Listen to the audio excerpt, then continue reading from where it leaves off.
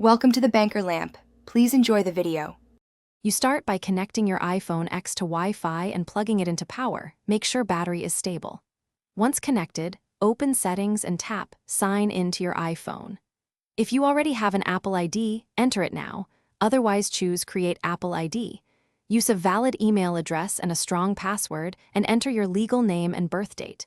Make sure to note your password. You'll need it for purchases, iCloud, and security verification during the next steps.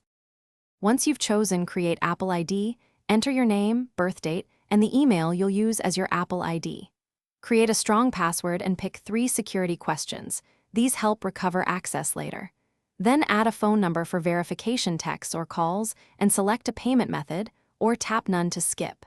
Make sure to enable 2-factor authentication for extra security so Apple can confirm it's you on new devices. After this, you'll receive a verification code to the email or phone you provided. After verification, enter the code sent to your email or phone and sign into iCloud. Make sure Find My iPhone is on to protect the device. Enable iCloud backup and sync for photos, contacts, and App Store. Sign into FaceTime and iMessage so services work across devices. If something goes wrong, first restart the iPhone and confirm Wi-Fi or cellular data. If sign-in still fails, use Apple's password recovery to reset your Apple ID. Thanks for watching. If this was helpful, leave a like and consider subscribing. See you next time.